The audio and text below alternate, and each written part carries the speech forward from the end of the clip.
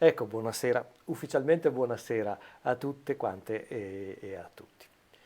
Sono molto contento di essere qui di nuovo con voi e abbiamo iniziato veramente cicli. I cicli sono intesi come percorsi in questo caso.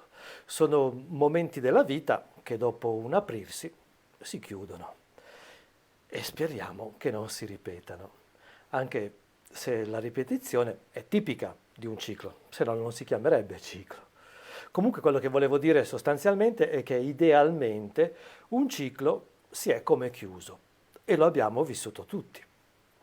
Vi racconto però che cosa mi è successo, ma penso che in tanti lo abbiamo vissuto in maniera differente per ognuno di noi, ma abbastanza in contemporanea. Ho avuto la sensazione che un ciclo è finito, l'ho detto prima, ma metterei tanti punti interrogativi, anche se giustamente dobbiamo sperare tutti ed è la speranza che deve vincere. Quindi vi dicevo che ho avvertito che c'era questo cambiamento quando sono andato a vaccinarmi, domenica scorsa, e sono andato a Grassina, che praticamente è una nazione a parte del comune di Bagno a Ripoli, appena a sud di Firenze.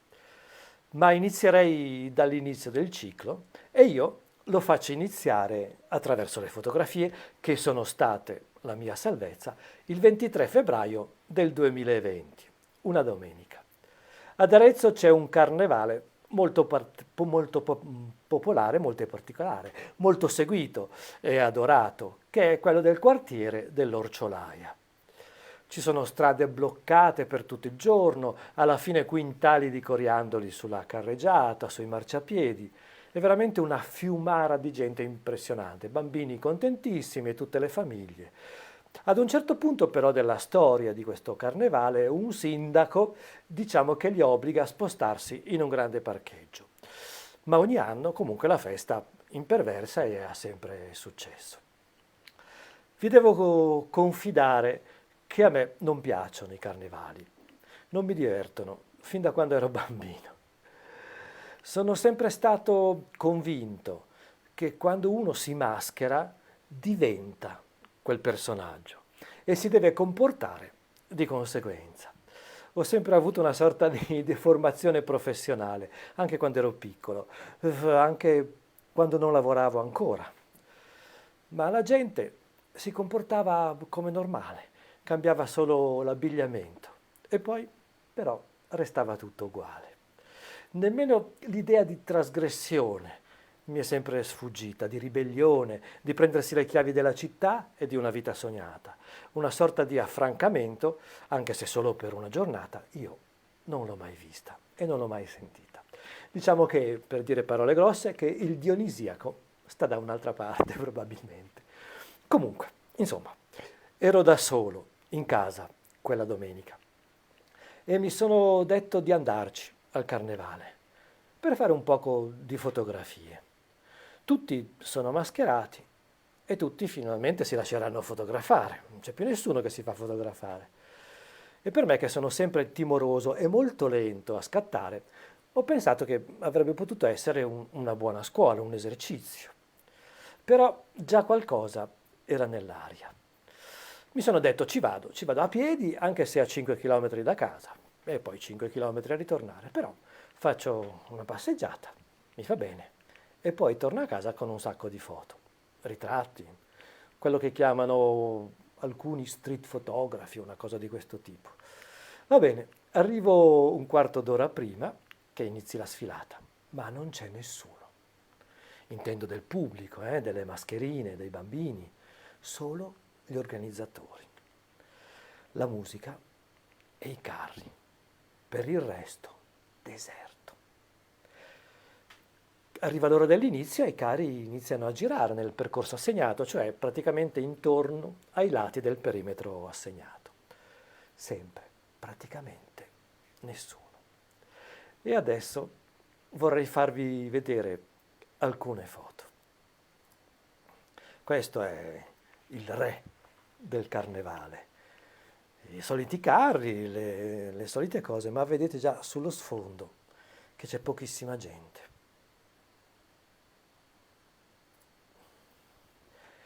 Questo è un carro e nessuno saliva sopra i carri. Vedete questo senso di desolazione che sarà quello che ci accompagnerà per tutte queste fotografie. I carri sono molto belli, sono colorati, la giornata è anche bella, vedete sullo sfondo le nuvole, ma si percepisce che c'è qualcosa che non va.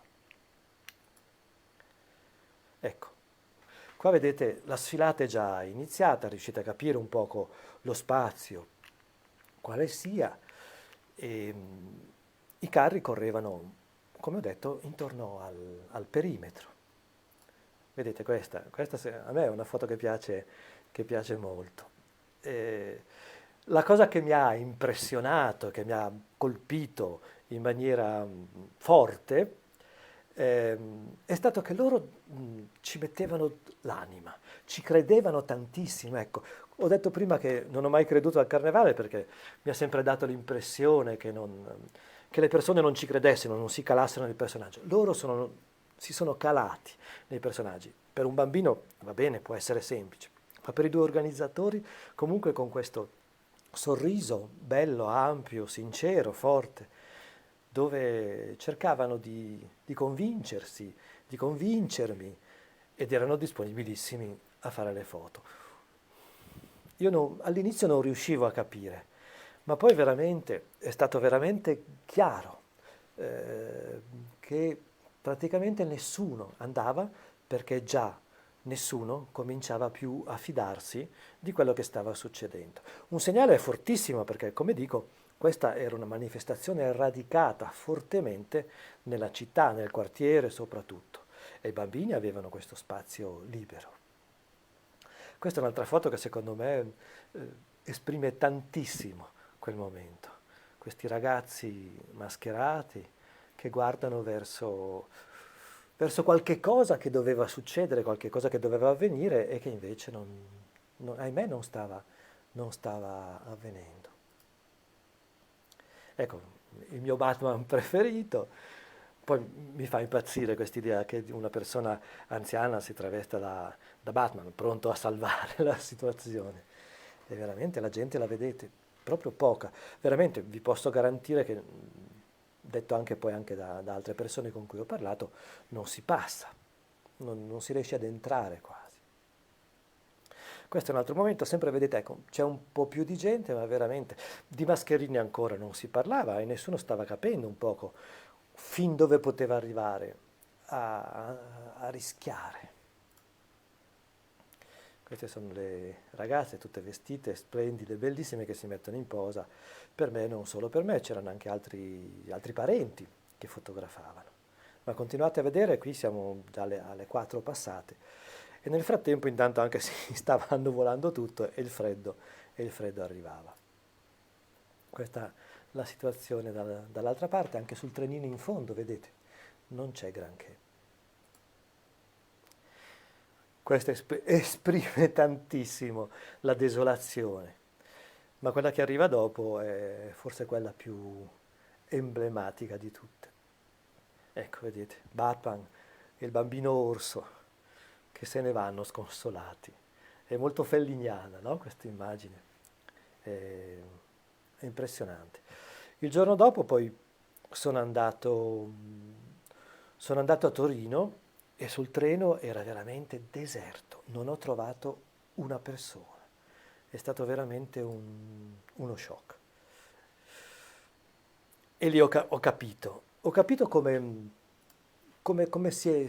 si percepiva. Ecco, io non sono mai stato né un negazionista, però insomma la prendevo un po' sotto gamba questo avvenimento, questa cosa, questo virus che ci imponeva a tutti. E veramente la cosa che mi ha colpito tantissimo è stata proprio questa sorta di paura, di disciplina, di non sappiamo bene che cosa succede. Ma veramente non era ancora successo chissà che cosa. E a questo punto chiudo il cerchio parlandovi di Grassina, di questa nazione a parte. A Grassina ci sono stato tantissimi anni fa, quando abbiamo fatto con la banda una puntata, un numero zero che abbiamo presentato per la televisione, che ovviamente non è mai stata scelta e eravamo forse una ventina di anni avanti rispetto a quello che abbiamo fatto ultimamente col programma bellissimo di Stefano Bollani, un giocare con la musica che noi volevamo girare in pellicola, abbiamo sentito di tutto, ma a Grassina c'era lo studio dove si andava a fare il montaggio, avevamo fatto le riprese, avevamo fatto tutto. Quindi è stato veramente un contatto molto bello con le osterie dove si andava a mangiare nelle pause pranzo, per cui era per me un bel posto. Succede che devo fare il vaccino, faccio domanda per la nostra splendida ASL Toscana, ma ad Arezzo non c'era posto, nelle immediate vicinanze niente. Poi dopo devo far coincidere praticamente le date per i primi spettacoli, perché ci hanno terrorizzati tutti, se fai il vaccino poi stai male, stai una settimana, muori, succede chissà che cosa. Ora non voglio propagandare niente perché sono e continuo a essere anche abbastanza timoroso e un pochino dubbioso cioè non è la panacea, però ci permette di vivere benissimo. E l'unico spazio libero in tempi brevi scopro che è questo di Grassina, alla Casa del Popolo. E allora si parte e si va a Grassina con tanto di autista, Caterina mi assiste, io ero veramente terrorizzato. Una cosa che voglio dire a tutti è che il mio medico, in questo caso un omeopata, mi ha proposto una cura preventiva e una cura successiva per rinforzare l'organismo, le difese, per smaltire tutti i veleni che comunque in qualsiasi caso il corpo subisce. Per cui corazzato al massimo livello e contento di andare alla Casa del Popolo perché è un posto fondamentale, è un posto mitico. Ora vi farò vedere alcune foto. Ecco le prime. Entro e questo è quello che mi si presenta. L'orgoglio del circolo di Grassina, della Casa del Popolo. La Casa del Popolo tutti sapete che cos'è e ci siamo ritrovati ribaltati indietro di 30 anni, ma non indietro perché indietro come bellezza, come persone. Il posto era pieno di gente, pieno di anziani, pieno di bambini, tutti con la mascherina, tutti attenti e tutti orgogliosissimi che lì fosse ospitato come dire, lo hub delle vaccinazioni ed era il primo giorno, quindi si stava creando tutto quanto. Resto impressionatissimo da tutta la macchina organizzativa, passa, firma, ti dicono, ti chiedono, ti fanno un sacco di domande, per cui ti senti che c'è attenzione, che c'è cura nei tuoi confronti, anche una lettera del presidente della regione che dice saremo tutti più sicuri, per cui parla anche di amore addirittura, amore per le persone, per cui veramente un'esperienza meravigliosa. Passiamo alla foto successiva e dentro, ecco, in questa sala enorme, grandissima, c'era questa ameba che tutti ci salvava. L'ho fotografata e non potevo farne a meno, no? Un po' timoroso, un po' di nascosto, perché non so se si poteva, cercando sempre di evitare le altre persone per privacy.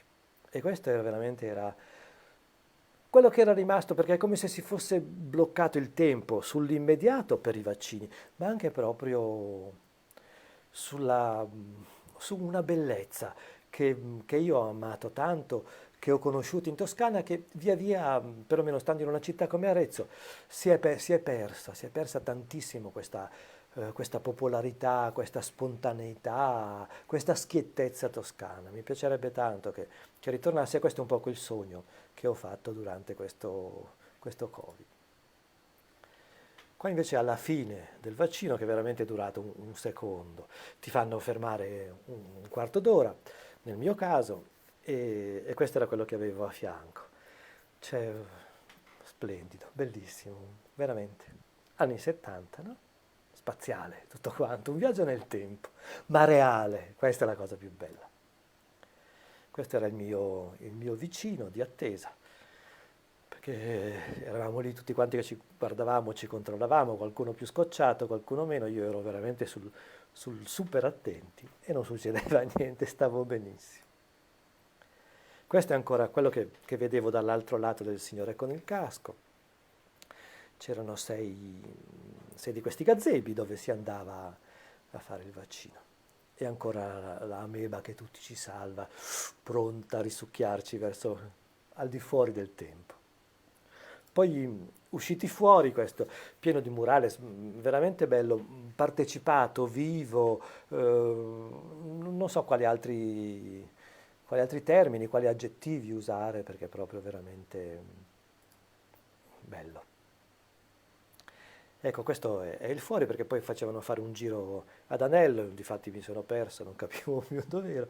Poco più in là c'erano le persone che non mi sono sentito di fotografare perché poi ero veramente ancora un poco preoccupato, un poco il braccio pizzicava, mi infastidiva e allora siamo partiti per fare una passeggiata, proprio andando contro a tutte quelle che sono stati i dettami vari. Tutta la giornata al sole, è stata veramente una giornata piacevole e molto interessante. E questo era proprio quello che mi si è presentato quando sono entrato dentro la casa del popolo di Grassina. Bellissimo. E poi alla fine siamo andati in questo posto meraviglioso, la parrocchia dell'Invisibile, dove c'è questo cimitero abbandonato. Ho detto andiamo, così perlomeno ho deciso il posto, seppellitemi qui e buonanotte a tutti. Prendiamolo proprio con grande ironia, ecco. E sto leggendo un po' di commenti, Luciana che dice sotto la meba il palloncino riflettente, disco inferno. Sì, sì, ma questo era sostanzialmente.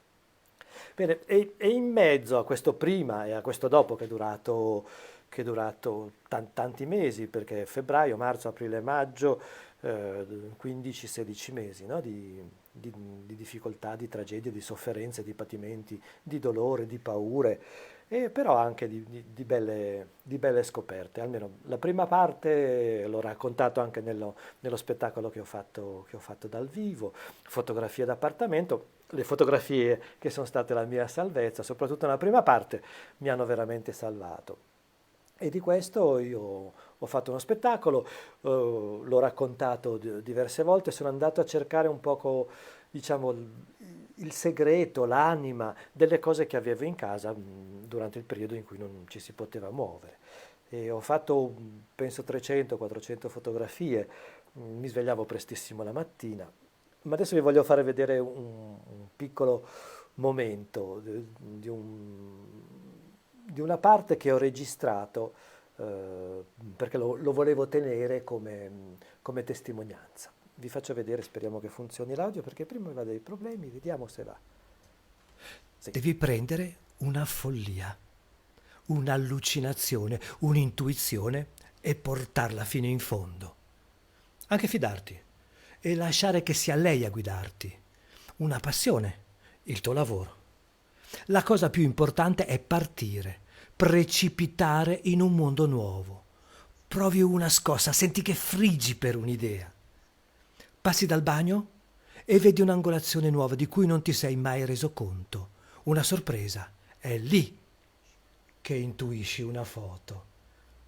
Corri a prendere la macchina fotografica, inquadri, è proprio come l'avevi pensata. Allora scatti. Un colpo e via. Va bene, dai, adesso possiamo cominciare. La prima foto è fatta.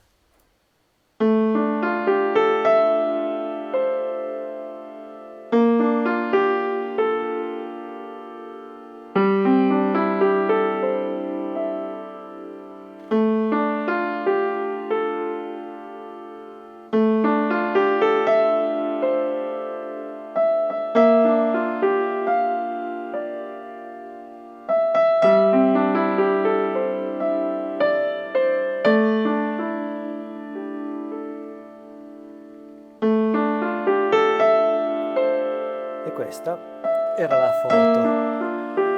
foto di cui parlavo, la prima foto, ed è stata veramente la prima foto che mi ha fatto partire l'idea che mi ha scatenato. Ora ve ne faccio vedere altre di foto che stanno in questo mezzo del ciclo. È tutto il capitolo dedicato alla luce. Come vi dicevo prima, mi svegliavo presto, molto presto la mattina e quindi girovagavo per la casa e a marzo in casa entra proprio questa luce. Una coperta,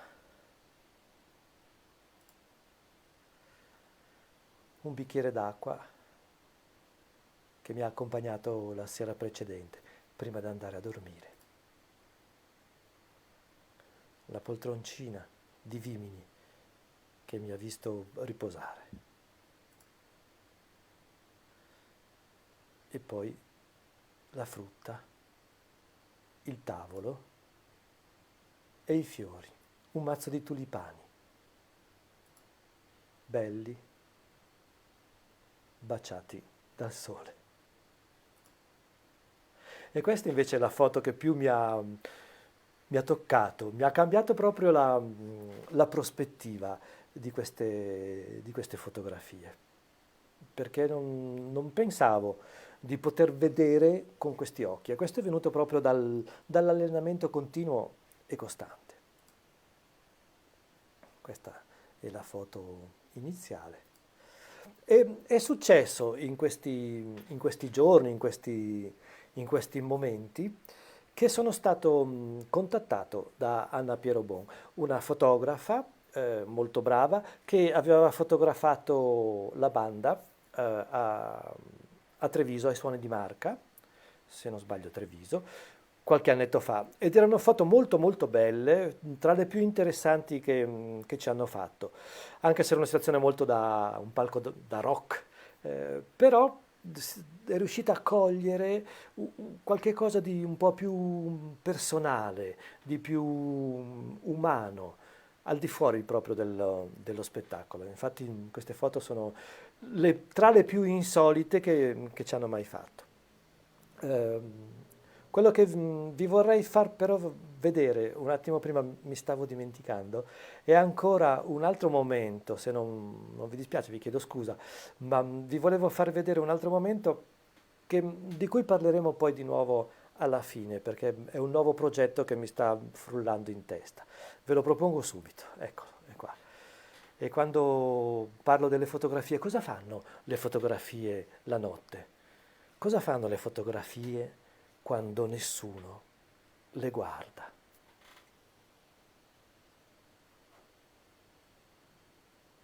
E succede questa cosa. Correre, correre, voglio andare a correre, uscire, guardare, scendere le scale. Correre, correre, voglio andare a correre, scendere del mondo. Sono stanco di stare a guardare. Da una finestra, dal balcone, dal mirino, da un diaframma, da una lente grandangolare. Buttare, buttare, buttare tutto nel cestino, o meglio ancora, nel cesso. Buttare tutto lì e dimenticare. Fare il vuoto dietro e vivere il futuro. Correre, correre, voglio andare a correre. Che ci sto a fare io a casa? Che ci sto a fare? E finivo con questa stupidissima citazione cinematografica.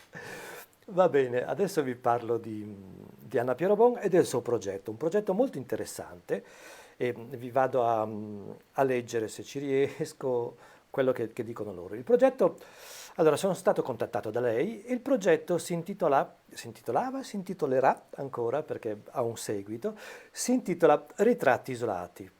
Ritratti isolati è un progetto dall'idea di documentare gli italiani nelle loro abitazioni durante il primo lockdown per l'epidemia Covid-19, quando tutto si è fermato.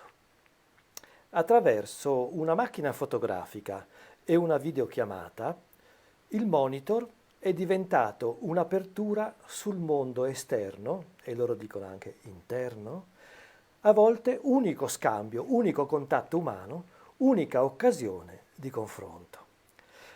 La fotografia ancora più di un'occasione di dialogo, di testimonianza e di ascolto.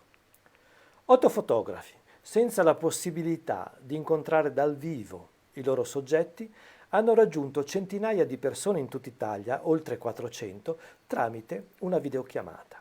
Connessioni umane e connessioni telefoniche intrecciate e a volte interrotte dagli stessi schermi, pronti a reclamare la loro dualità di finestra sul mondo e barriera fisica. Le storie raccolte in queste videochiamate spesso diventavano occasione di evasione, un appuntamento per spezzare la solitudine e la routine, uno spiraglio di confronto in un momento difficile per tutto il mondo. E a proposito di occasione, mi viene in mente, di evasione, scusate, soprattutto, mi viene in mente una performance che aveva fatto Laurie Anderson, penso che fosse il 1980, e aveva fatto questa evasione virtuale, ma allora di virtuale non ne parlava nessuno. Aveva messo una telecamera dentro la cella di un carcerato che veniva trasmessa, lei lo mandava in onda in questa sala dove c'era la sua esposizione, con un proiettore dove c'era la ricostruzione tipo statua in miniatura, e questa proiezione andava proprio a cadere su questa statua in 3D e quindi sembrava un video in 3D dentro questa camera completamente buia e scura. E quindi era questa evasione virtuale. Quindi già allora Laurie Anderson, veramente iperprofetessa e meravigliosa artista, faceva già una cosa di questo tipo, no? Quindi l'idea di evadere è molto bello, mi piace tantissimo, pur stando a casa. Continuo a leggervi la progettualità di questo evento. I ritratti isolati propone una selezione di foto, ritratti declinati al femminile, in cui tante donne diverse dialogano tra loro, ognuno nella propria stanza, ma per una volta idealmente raccolte tutte nella stessa sala.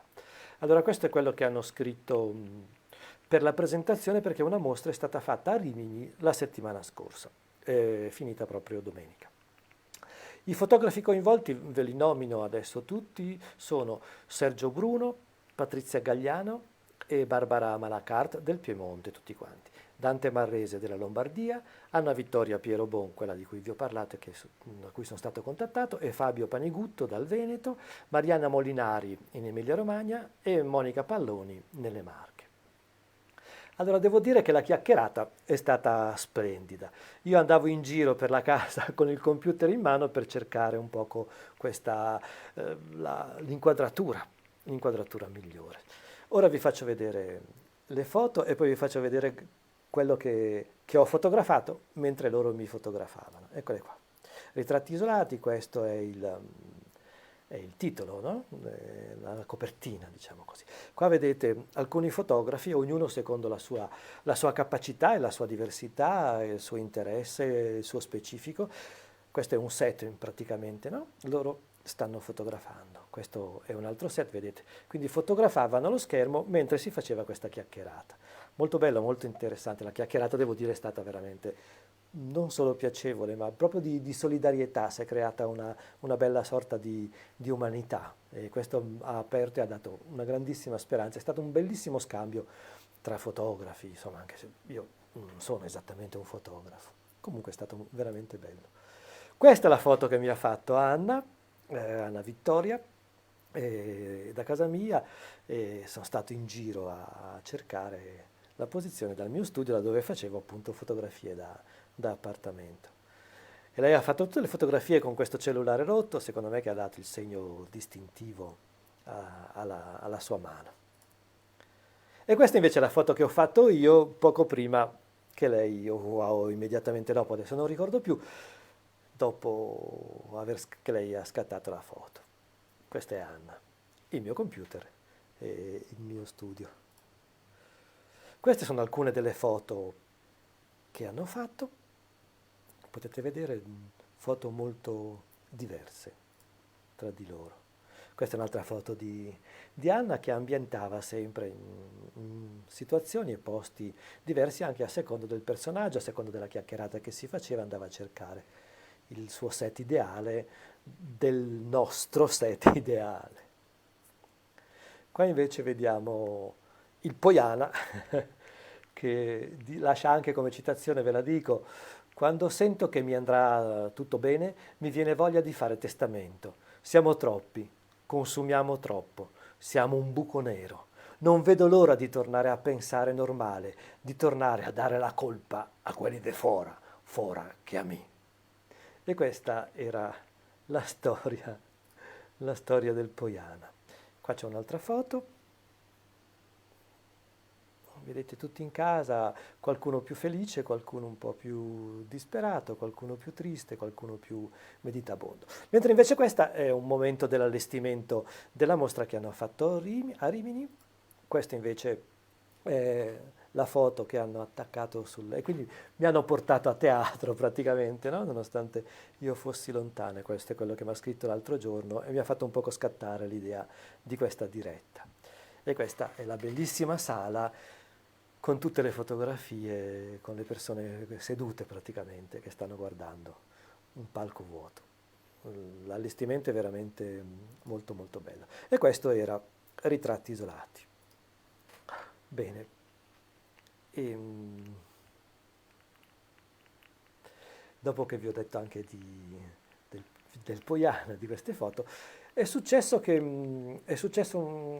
una cosa strana perché Anna Pierobon, e questo è l'ultimo passaggio che faccio di questi nostri cicli, di questa strada intermedia che si è aperta. Fa parte di non so come chiamarlo, di un gruppo, di un collettivo fotografico, di un'esperienza che si chiama Fearless Photographers. È un movimento.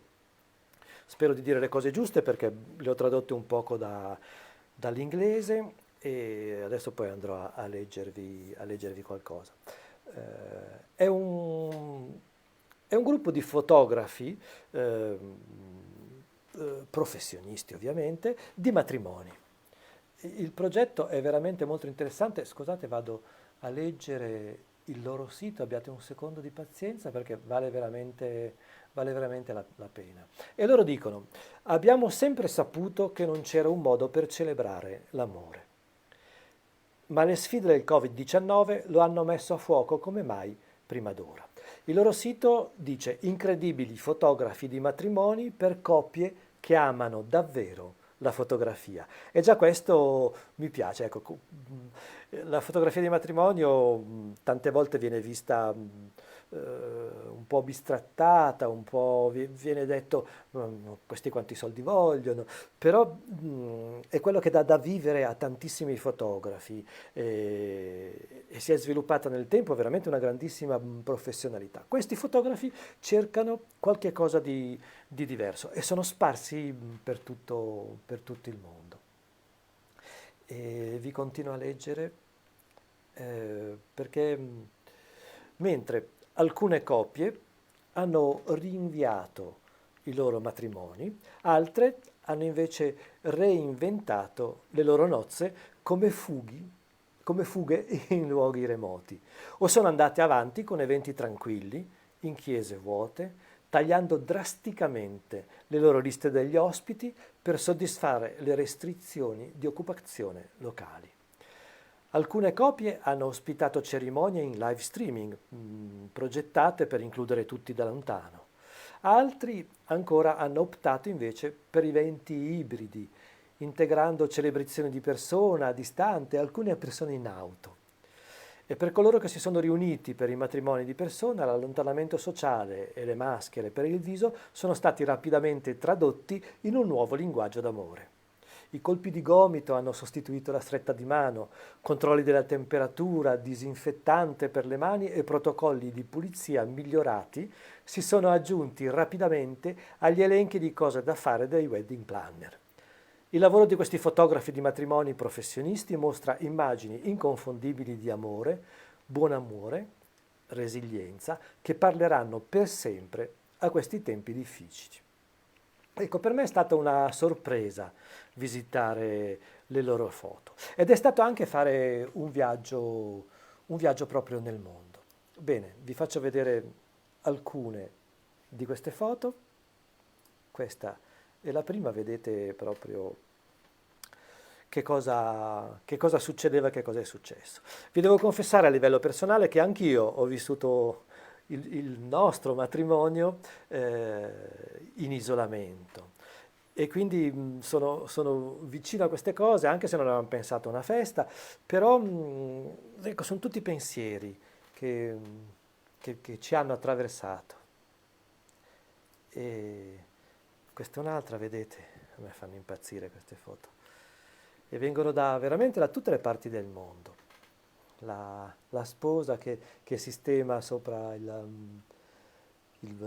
come si dice, il bancone del celebrante per filmare mentre tutti salutano. Questo è un altro, vedete, loro hanno scelto invece il cane a sinistra, è meraviglioso, e c'è sempre un fotografo che arriva e fotografa, un po' quello che ha fatto Anna Pierobon col loro progetto. Loro sono all'aperto, festeggiano, sembrano soli, però condividono i saluti. Anche questa stessa storia, stesso momento. E qui si passa dalla Turchia all'America, passando per l'India, veramente tutti i continenti. Veramente ve lo consiglio, è molto interessante. Veramente non mi aspettavo una cosa di questo tipo. Questo è meraviglioso. Deve essere Palma di Maiorca, questo fotografo. Matrimoni di ogni tipo si sono celebrati, no? Questo è splendido, pazzesco. Vedete come è cambiato anche il ruolo dei celebranti, degli officianti, dei sacerdoti. E questa è veramente... L'altro giorno andando in giro a fare visite per chiese, per monumenti a Livorno, veramente entrando in questa chiesa al posto dell'acqua santa, nell'acqua santiera c'era il gel per salvarci. E questa mi sembra di ricordare che sia l'unica, più isolati di così non si può proprio, no? Ecco, anche questa, il prete che benedice attraverso il plexiglass. Ci sono tantissime foto anche di gente che si deve scambiare gli anelli e tutti che si disinfettano prima, tutti circondati da specie di parenti, chirichetti. Ecco, un'altra foto tipica di questa situazione. Questa è proprio America, eh? E quest'altra invece è un'altra idea, sempre molto interessante, con tutti i parenti più prossimi, immagino, no? Con le loro fotografie, per essere meno soli. Questa invece è veramente la gioia dell'Est. Guardate che meraviglia e che felicità. Anche questa splendida. Poi è inutile che sottolinei la bellezza, l'intensità e l'iperprofessionalità di queste foto che hanno anche un valore artistico molto molto interessante. Ci ho passato parecchio tempo oggi a guardare queste foto. Qua così ritorniamo alla prima. E niente, questo è stato un poco... Chiudiamo il ciclo, allora passando attraverso, passando a fianco, passando in mezzo, cercando un poco di muoverci. Non ho voluto parlare proprio come scelta di fotografi ufficialmente iper riconosciuti, ma per andare a parlare di cose molto semplici, molto quotidiane, molto piccole, perché secondo me questa pandemia, questo lockdown ci ha insegnato tante cose, secondo me, sulla semplicità e sull'umanità. Allora vi ricordo un poco tutti, se volete facciamo un ripasso, ecco, o se volete andare a curiosare sui loro siti. Uno è Ritratti Isolati, lei è Anna Vittoria Pierobon. Li trovate sia su Facebook, li trovate nel loro sito, ma su Facebook in questo caso è molto più interessante, potete andare un po' all'indietro e vedere tutte le foto che hanno fatto a tutti i loro amici, personaggi e persone che hanno conosciuto lungo la strada. Fearless Photographers invece è il sito, vi consiglio di andare sul sito perché lì trovate tutte le fotografie, ci sono quelle legate alla pandemia, ma ci sono anche altre foto. Veramente la cosa splendida e piacevole è stata proprio questa di fare un viaggio nel mondo attraverso ogni tipo di fotografia legata ai matrimoni, quindi tra sessi differenti, sessi uguali, gente che piange, genitori, ma sparsi per il mondo. ve lo consiglio, ne vale la pena.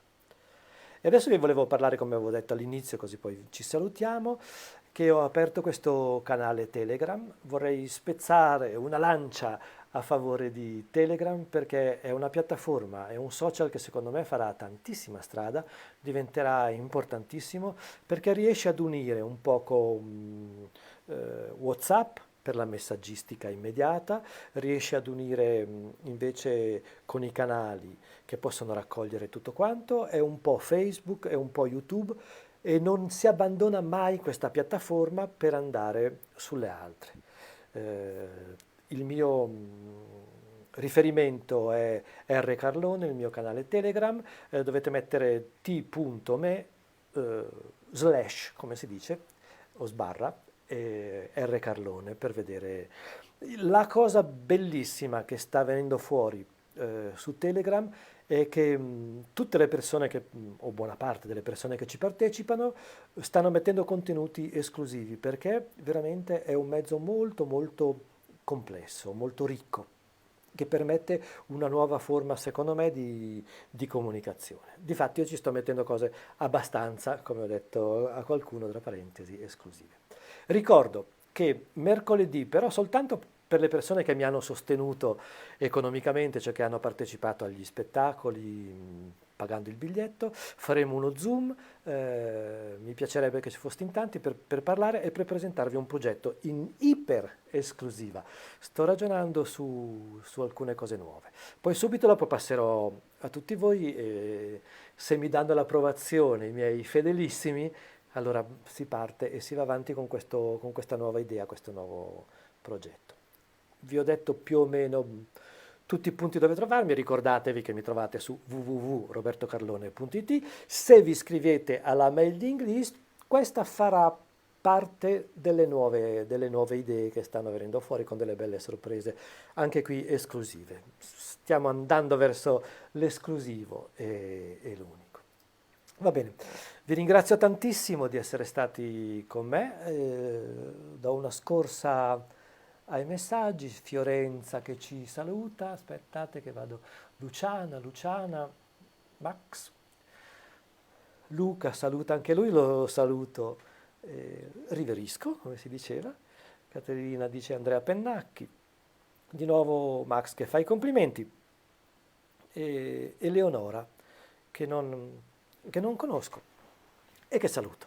Va bene, vi ringrazio tutti, vado a chiudere con il cartello finale e ci salutiamo. Questa era Cicli, una diretta Facebook di lunedì 17 maggio, sono le 21:16, siamo stati tantissimo, grazie tantissimo, grazie infinite. Vi bacio, buona serata e buonanotte fra poco. Ciao. Tutti mi ringraziano, ecco la voce dall'aldilà che ringrazia, saluto Franca, che mi saluta Salvo, che è contento, e di nuovo Eleonora. Grazie ancora, arrivederci e buona serata. Termino. 3, 2, 1. Ciao.